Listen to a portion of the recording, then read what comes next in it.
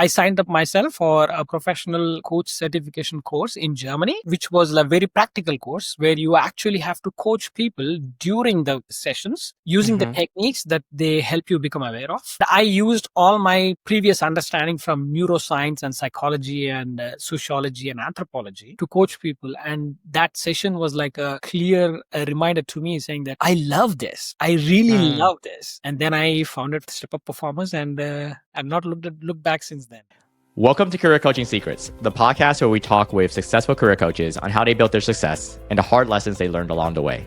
My name is Davis Nguyen, and I'm the founder of Purple Circle, where we help career coaches scale their business to $100,000 years, $100,000 months, and even $100,000 weeks.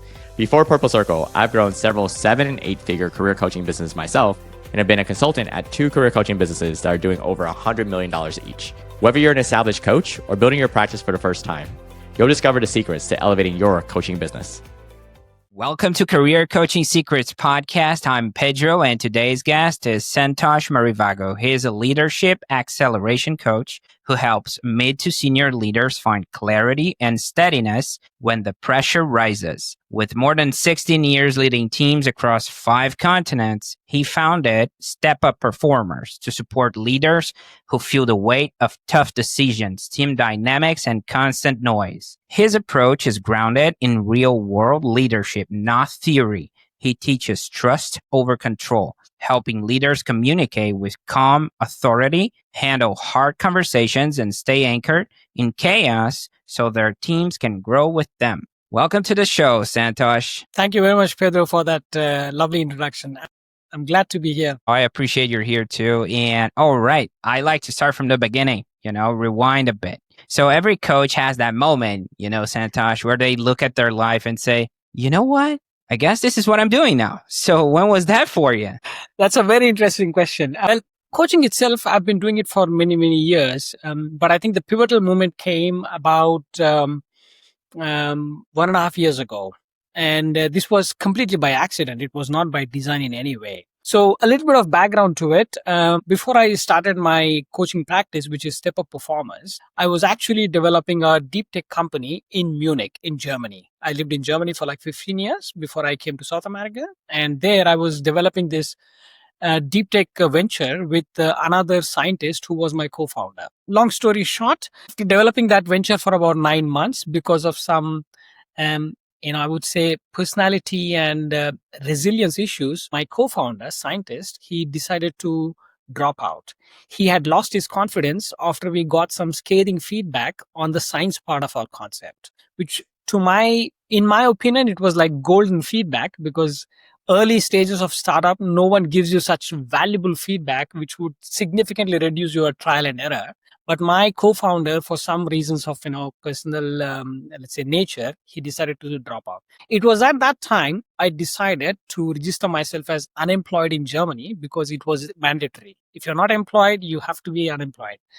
And by stroke of fortune, the unemployment benefits offered me a coaching package. So I had the opportunity of working with a coach for 3 months. And so to set this in perspective, these coaches usually, they are coaching people on jobs. So it's like job coaching. They help people draft better resumes, prepare for interviews, select the positions they apply for, and so on and so forth. So when I emailed my CV to my coach, the first thing he told me is, look, when I look at your CV with like 22 years of experience, you've gone all the way from starting as a software developer to founding your own company, being the founding CEO. I don't think you need job coaching.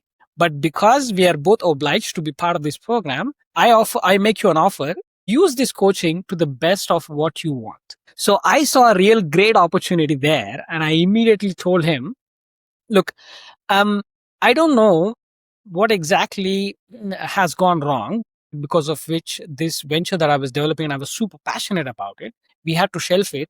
I'm going to do my reflection on it anyway, but I want to use this opportunity to do that reflection together with you as an experienced coach. And I want you to help me discover where is it that I'm not looking at. And over the next 8, 9, 10 sessions, which is about 2.5 months, he helped me put together my entire life in perspective without telling me anything. And that was like a real watershed moment in my life of sorts, because the things he helped me realize were always there. It was nothing new, but it was just clouded. It was sitting behind some hazy curtains. And these interactions with the coach helped me slowly and slowly, step by step, raise those curtains, remove those clouds, remove those lenses which I was not using, right? So it became clear to me that my intrinsic passion lies in helping people become better. Now, it's a very simple statement to say become better, but it's extremely profound. And this is something which has given me immense internal joy and satisfaction in my entire life. I've been a volunteer helping people get educated since I was a child. Growing up in a slum in India, I knew the value of education, and I always brought that element of education to people. And this coach made me realize that that's where my intrinsic motivation really lied. And then I reached out to people who had worked with me over the last, as I said, 20 years of my professional experience. And at every stage of my career, and at every business that I've developed, and at every company that I worked for, all the people who knew me told me that they cannot imagine a better coach than I am in helping them improve in their leadership. And that was like a super concrete evidence supporting what my coach helped me realize. So it was coming together of these two things, which is what is my intrinsic passion and motivation and drive, and what skills do I have, which is coming from the irrefutable evidence that people are telling me. And then I wanted to add a third element to it, which is where is the need in the market right now? And I was able to realize, because of my past experience developing several businesses and founding and growing my own businesses, I know how much of a need for a coach in the personal development space is, especially in leadership. So that's when all these three elements came together and it clicked for me that I have the passion for it. I have the determination and drive for it. I have the skills. I've already done it multiple times over the years and decades. And there is a clear need for that in the market. It was clear to me that I have to be a coach. So my coach helped me fill some practical gaps in getting actually to opening a coaching practice, which was, he told me, get a professional certification, because that will tell you whether this profession is for you or not, because I still see some doubts in your mind. And then you will also know what does it take to actually coach clients. So I signed up myself for a professional coach certification course in Germany, and which was a very practical course where you actually have to coach people during the sessions using the techniques that they help you become aware of. And I used all my previous understanding from neuroscience and psychology and sociology and anthropology to coach people. And that session was like a clear reminder to me saying that I love this. I really love this. And then I founded Step Up Performers, and I've not looked back since then. I love the fact that you stepped in the way of a real coach, right? A true mentor that is not giving you answers, but is in a way, igniting that inner fire that was always been there. Like you said, it's nothing new. It's always had been, it was there, but he sparked it. So, and that's impactful because now you can move forward with what he taught you. Okay. And, I have a question here because you mentioned you started helping people and they said, hey, you're really good at this, right? So when did it shift from I'm helping people to, you know what, I'm building a real business around this? This, as I mentioned, it was like 1.5 years ago when this last venture that I was developing had to be shelved. I realized that, I used to have this, what you see on the wall behind me. I always work with a lot of visual elements, and I used to have this piece of paper that I wrote down, which said, "How can I make money by doing what I really love to do?" And I had this big poster on my wall, and I was looking at it every single day for the last 3-4 years. And about 1.5 years ago, when this critical incident happened in my life that I had to shelve my previous venture, working with this coach actually helped me realize that there is need for these services in the market, which means that there are people who want such help and are willing to pay for it. And there is real value in it. That's where I saw the opportunity for it becoming a business and not just lying in, say, pro bono service of helping people get better. Okay. Yeah, that makes sense. And after you got rolling, who are the people that kept showing up? Because in the coaching space, sometimes we see coaches that are trying to embrace the entire world. Let's put it this way. So what I'm asking is the ones you realize, okay, these are my people? Who are they? I think that's a really good question. In terms of business, it's really important to have a clear understanding of who your ideal client is, right? Otherwise, you are like catering to everybody out there in the market, and that completely diffuses your services. So for me, it was very clear that I wanted to serve those people as my clients who are going through the journey that I went through, because the personal transformative experiences that I have had in my life have given me profound insights about what works and what doesn't work. And I wanted to save that time and trial and error for my clients. That's why I picked the specific niche of leadership coaching for mid to senior leaders in fast growing companies. That's my background. That's where I have had significant experience of leadership development.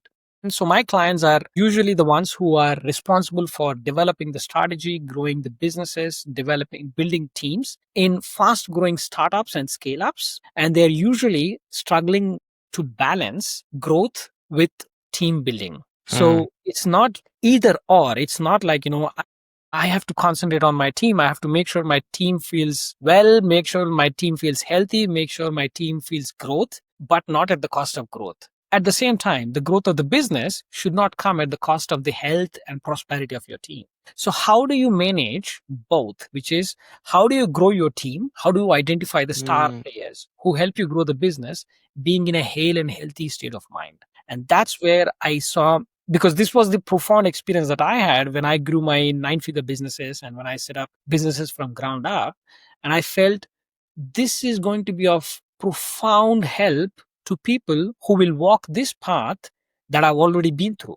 And that's where I chose this segment of leaders that I want to coach. Oh, that's interesting. It's like that time in entrepreneurship experience that you see that people they lose track of it. It's that chaos that they have that big bump of growth and now they're trying to manage chaos. And yeah, that I mean that's pretty common, right? That makes a lot of sense. People have a hard time with to deal with that. Yeah. Okay. I mean, that's the coaching side. Now, let's talk about the part nobody escapes, marketing, right? So, how do people usually find you? My approach to building this business is about, as the name conveys, this is what reflects me as a person and my leadership philosophy, which is the foundation has to be really strong.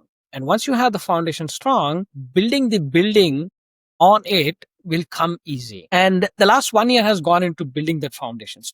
Right now, I'm sourcing most of my clients through referrals of the people who had the opportunity to be coached by me in the past. So all the clients that I have sourced this year have come primarily through the references of people I had the opportunity to coach in the past years. Mm-hmm.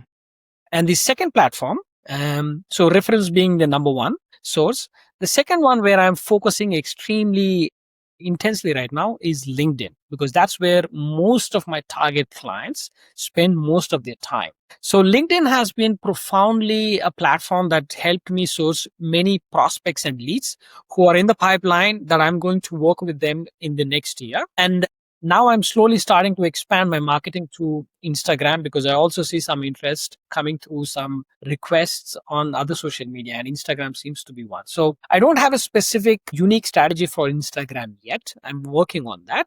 But at this point in time, referrals and and LinkedIn are the primary marketing channels for.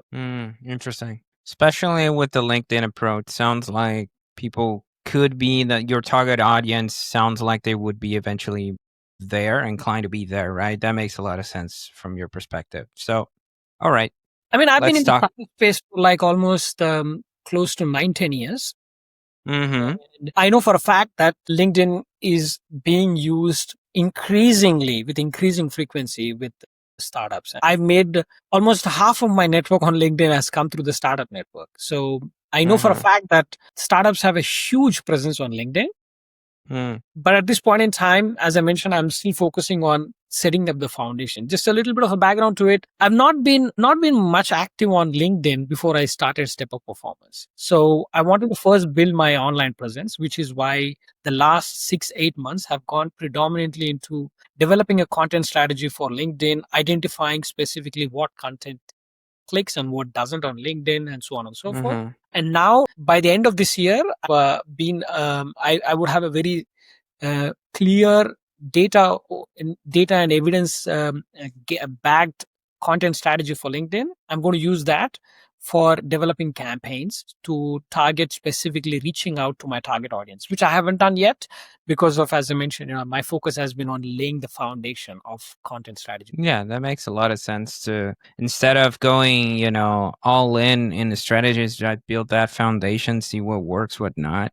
And moving forward, that's exactly what I want to talk. It's talk business for a second. So let's say people find you, right? They resonate with your work and eventually they want to know what working with you actually looks like. So everyone builds their coaching business a bit differently, obviously. So when someone actually becomes a client, what does that experience looks like right now? I do 3 types of coaching for my clients, depending on the stage of leadership journey they are at. And that comes from the assessment that I provide to them. So there is a leadership assessment that I have developed based on a proprietary leadership development pyramid that I have developed based on my experiences as well as the success stories of the clients that I've had the opportunity to coach before. This leadership assessment gives me a keen insight into which areas of their personality as well as their presence are their strengths right now and where they have development needs, because awareness of strengths is really important. That's what becomes your backbone when you are facing challenges, and then identifying the development areas and the growth areas is the one where you actually need to focus your efforts so that you actually become better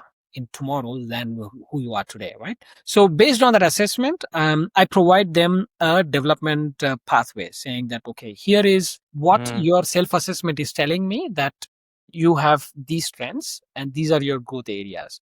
This is, however, based on the initial assessment that you have provided to me. And over the next 2, 3, 4 weeks, as we start working together, a better picture might emerge. As I start interacting with you and you start telling me more about where your beliefs are, what your preferences are, what triggers you, how you handle emotions, what kind of people you prefer working with and what doesn't, and stuff like this. If any of those things have unconsciously skipped your attention when you were answering the assessment, they will come forth once you start interacting with me. And at the end of, let's say, second, third, or fourth week, usually I might make an updated offer to you saying that over the last 2, 3 weeks, you have given me a better picture, and here is what I think your most development needs are. And this is what we're going to work on for the next 2, 3 months. So this is the standard mechanism or the approach with which I work with my clients. Having said that, if I take a step back and look at all the clients that I've served in the last, let's say, 2, 3, 4 years,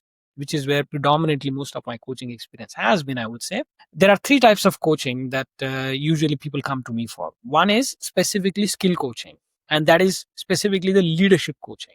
These are usually clients who are, I would say, a little bit junior in their experience. They've had, let's say, something like 3 or 5 years of experience. Some of them are first time leaders. Some of them are switching jobs, have really not had strong leadership experience in the past because they were working with a lot of set frameworks and they didn't have their own leadership experience as such. And for them, it's all about understanding how do you master core leadership skills such as, conflict management, delegation, or giving and receiving feedback and things like this. So that's the skill coaching. The second one is specifically performance coaching, where leaders come to me. These are usually slightly more experienced leaders and they have a specific initiative to run at the organization, or they have the mandate to grow their business to a certain level, or they are really struggling with a particular element of their leadership, and they have set themselves a goal for the next 3 months or 6 months that I want to improve this KPI from here to this level. So they come to me with a very specific goal in mind, and I coach them as to how to approach achieving this goal. This part of the coaching usually involves a bit of mentoring as well, because these leaders are really looking for straight strategies that they can start acting on, and rather than developing strategies on their own. It's a mix, but it is not only coaching, also a little bit of mentoring. And the third one I do is growth coaching, which is where I work on the person. So these are usually people who don't have a very specific goal in mind, but have this nagging feeling in their mind that you can call it the imposter syndrome. They always think that they are not sufficient enough. They're somehow not showing their true self in front of their CEO, in front of their team, and they feel somehow I might get found out. And they also feel that they're not putting themselves in the position of asking for that promotion, asking for that raise, asking for that new opportunity. These are startups. These are startups brewing with opportunities, and they're just not taking that step to ask and say, I want to try this. I want to solve this problem for our client. I want to solve this problem for our organization. These are the ones who need to find that inner clarity and confidence to be able to take that bold step forward. Some of these people are also founders. They have had this element of entrepreneurship running through their mind for a long time. They're just not taking that step. Do I leave my job? Do I start my company on my own? Do I start a side hustle right now? All of these elements. So there are multiple facets of this growth coaching, but at the core of it is the person itself. So I start working with them on understanding, okay, let's try to understand what are the things that are limiting you from taking that next step. You have some desires, you have some passion, you have some goals, but somehow you feel that you are not giving that push that is required to head in that direction. So let's work on what is between you and your goal and try to see how you can overcome that. So this is the third type of coaching that I usually do. I would say the majority of my clients have been in the third part, which is the growth coaching. I mean, just by hearing you and thinking about it, your IT background, it shows here. You're not sure if you're aware of it, but 100%, the way you structure in a very logical manner, a very abstract service, if that makes any sense, right? KPIs, the logical way of framing it really shows here, which is fascinating because we see different ways, different methods in the coaching space. So I mean, your work seems pretty hands-on, right? We're talking about a self-assessment. We're talking about planning on how to help these people. So how do you think about capacity so you don't stretch yourself too thin? I think that's a really, really important question. So the answer to this comes down to my priorities. When I founded this business, Step Up Performers, one of the things that I was super clear about is how do I want my clients to experience me? Because I know that from my past startup experiences and from my growing my own business in the past, I know the customer experience is the number one thing for your repeat success in a service industry. And coaching is primarily a service that I do, right? So the customer experience, obviously it works in the product industry as well. I'm not saying there it is not important, but I know for a fact that in service industry, the customer experience is pivotal. It's like the core of what drives the success of your business. So I focused on having clarity, developing clarity about how do I want my clients to experience me. And that was very, very clear, which is my clients come to me for seeking help to solve a particular problem. Now, every client is different. Every client is a different individual. They have different set of strengths, backgrounds, beliefs, value systems, preferences, so on and so forth. And I know for a fact because I've been an ardent student of neuroscience and psychology and anthropology and sociology for like more than 2 decades. I know how much of a diversity there is across cultures and human beings. So I want to respect that diversity, which is why I tell my clients, when I sign my clients, I tell them, I don't charge you. Basically, the investment that you put in for working with me is not based on the number of hours time you get from me. That's not how I charge you.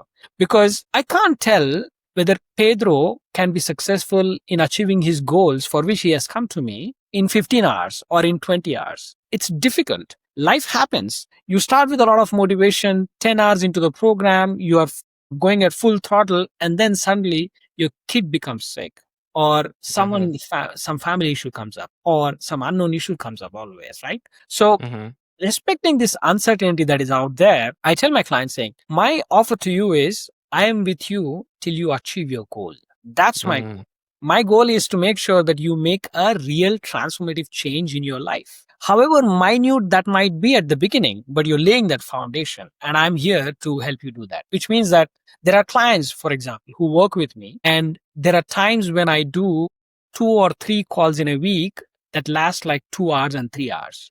It's because they're working on a super important marketing strategy that they're developing for their startup, or they're working on an initiative which is like going to have a significant impact on the growth of their company. And they want a sounding board. It's like a boardroom discussion that they want, right? So I tell them, so if that's what you want, I'm here to offer you that. And there are clients who are really short on time and they say, I can't spend so much time. Let's be really, really time restrictive and let's do only 40-minute call. And I say, okay, if that's what you want, I give you 40. I don't tell you how much time you will get from me. You will tell me how much time you need. That's the model I work with, because that's what actually develops the customer experience the way I want my customers to experience me. I want my customers to remember me when they go to sleep, saying that they have one person that they can trust for the transformation that they're looking for. And that comes only when they know that I am there regardless of the time that they want. Obviously, because of the geographical time differences and etc., there are certain time boundaries we respect.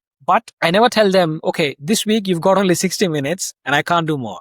That's not my model. I don't work with that model. So when I make an offer to my client based on my assessment of their needs, I tell them that these are the things that we think we should work on for you to achieve the transformation that you're looking for. And I estimate it takes, let's say, about 3 months' time or 4 months' time.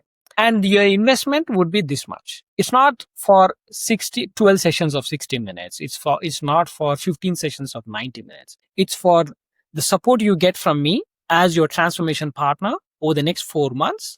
And I'm here whenever you need. That's the model I work with. Yeah, that makes sense. You're not tying your service to a clock. You're tying it to results or transformation, as you may call it. So that makes a lot of sense. And I mean, that's a solid look into how you approach pricing structure. Now, I'm curious about where you're taking all this, right? Looking ahead, where do you see your business going? Are you thinking about scaling, hiring, or is there a next step you're excited about? Absolutely. The clients that I've worked with this year have been some of the senior folks in their respective startups. And they've given me significant feedback as to how profoundly life-changing my coaching has been for them. So they have started giving me referrals for developing programs for their entire companies, not just for individuals, but actually companies. So right now I'm working on developing a cohort model.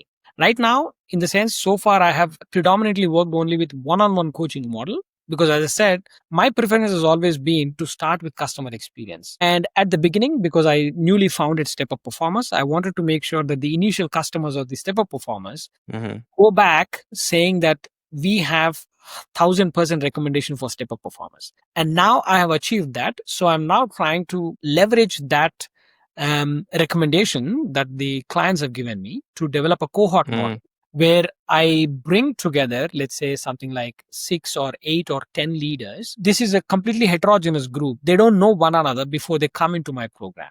So they come together in this cohort model where they use that community for further helping themselves in achieving their transformation. So this is a model that I'm working on right now. Most likely beginning of next year, I will launch this cohort model. So that's one new development path that I'm looking for. The second one is offering tailor-made coaching and mentoring services for specific startups. So these will be homogeneous groups where all the people who participate in the program will know one another by virtue of all working for the same startup and working with the founders of the startups, or rather say the senior leaders of those startups who have these specific leadership development needs. Working closely with them, I would put together a leadership development program specifically for the needs that the startup needs at this point in time in their growth journey.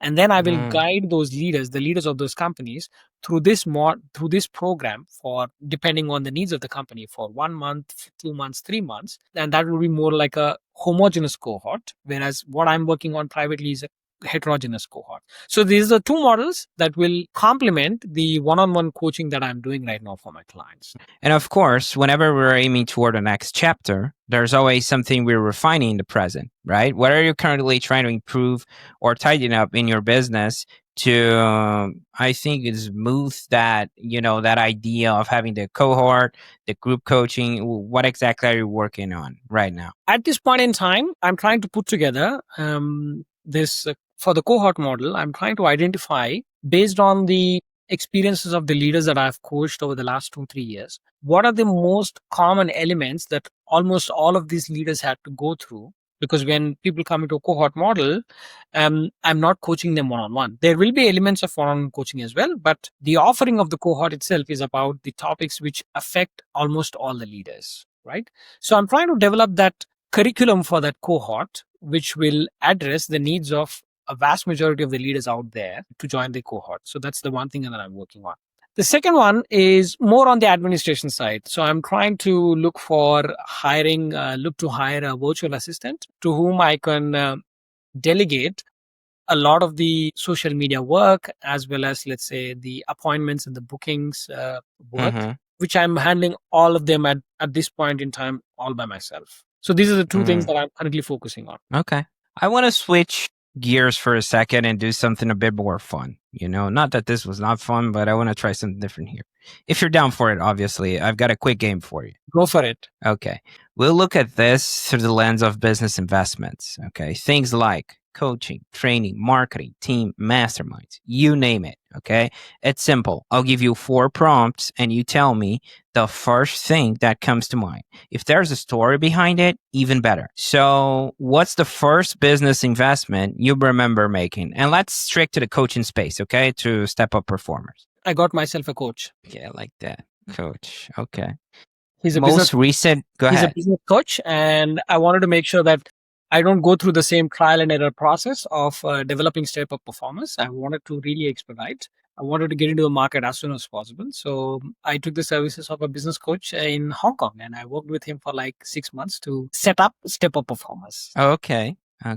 I mean, we need to practice what we preach, right? So the coach got a coach. Absolutely. That makes sense. Okay. So what's the most recent one you made? The most recent business investment you made? I went through a professional video and photo shoot, craft the videos for the cohort model and the website that I'm developing right now, so that there is a video interaction with the visitors of the website. So that's the most recent investment. Nice. Okay. Best financial business investment you have made and why? Last financial business investment. No, best financial business investment. Best financial business investment. I would say getting a coach. That was the most valuable thing for me. Absolutely. Because when I look back, working with a coach reduces your path to your goal significantly, many folds. And I had this intuition for that being the real value of a coach. And I said, look, why don't I hire a coach instead of trying everything out there to set up a new business? Because I've never done setting up my own business in the service industry. What I've done previously were mostly in the product industry. And I had understanding and knowledge of those industries in the past. This is something completely new. So I said, instead of going through the same trial and error that I've had to go through for my previous businesses, why don't I cut short that time? And that's where I went for the coaching. And I would say I couldn't be more happy. Yeah, that resonates with me. Like we were talking before the podcast, I'm in Brazil right now and I have 2 kids and I'm thinking I want them to be at soccer practice, right? I want them to, develop themselves through a sport. I don't try to do that by myself. What do? I get a coach, right? I go to a place and I get a coach, but sometimes we see that friction when we're talking about business. We're like, hey, I'm going to try to figure out everything by myself. And it's so natural to not do that. But at the same time, we're like, yeah, we're kind of stubborn. Do you feel like that sometimes? Like people have that friction? Absolutely. Absolutely. Yeah. And this is one thing which has been like super satisfying. I would say gives me super contentment, which is at the end of my coaching sessions after 2-3 months, I ask my clients to whether they would be willing to give me a testimonial for the work that they have done.